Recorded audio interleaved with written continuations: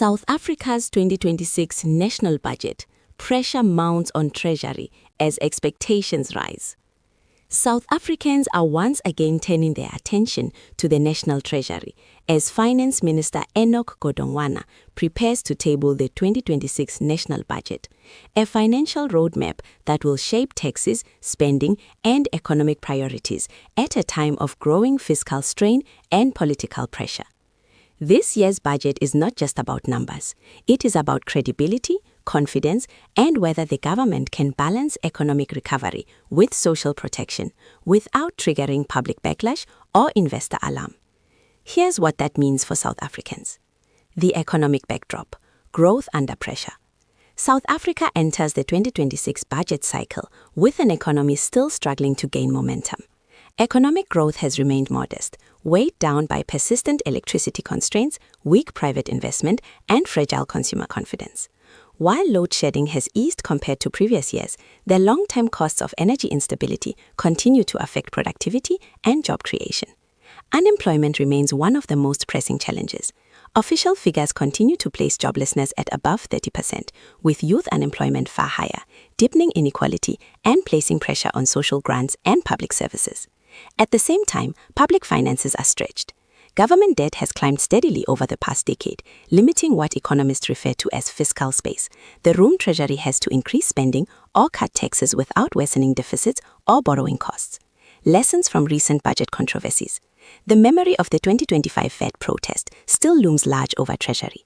That proposal, aimed at boosting revenue, sparked resistance from civil society, labor unions, and opposition parties, who argued it would disproportionately harm low- and middle-income households, already struggling with the cost of living.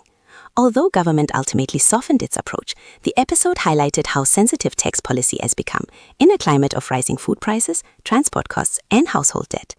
Experts warn that similar backlash could resurface if the 2026 budget is perceived as placing the burden of adjustment on ordinary citizens.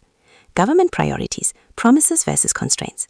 President Cyril Ramaphosa has repeatedly emphasized economic reform, infrastructure investment, and job creation in his State of the Nation addresses.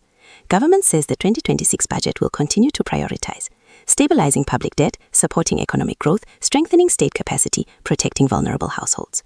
Treasury officials argue that tough trade-offs are unavoidable. As one senior official put it, "We cannot spend money we do not have, but we also cannot ignore social distress." Opposition parties raise red flags. Opposition parties have signaled they will closely scrutinize the budget. Action SA has warned against what it calls stealth taxation, particularly bracket creep, where inflation pushes taxpayers into higher tax brackets without real increases in income. The Good Party has urged Treasury to focus on public transport subsidies and housing investment, while the ACDP has emphasized fiscal discipline and reducing wasteful expenditure. Build One South Africa, or BOSA, has called for targeted stimulus packages aimed at small businesses, arguing that economic recovery will stall without stronger private sector participation.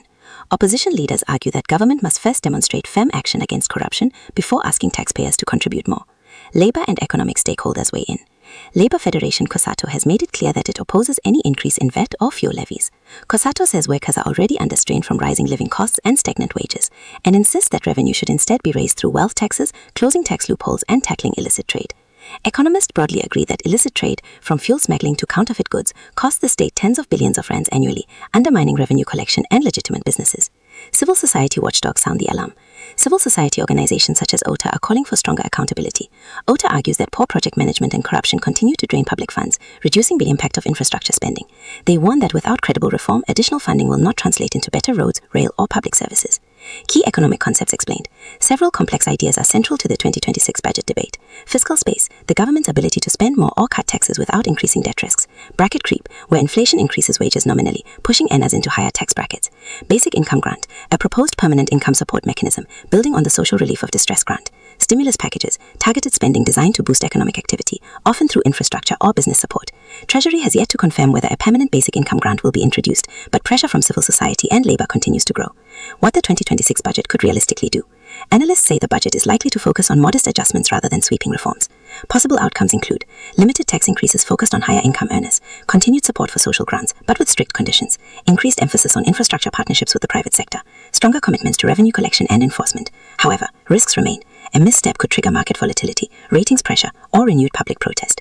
The stakes for everyday South Africans. For households, the budget will affect take-home pay, food and transport costs, access to social support, job prospects. For businesses, it will shape investment decisions, regulatory certainty, and confidence in long-term growth.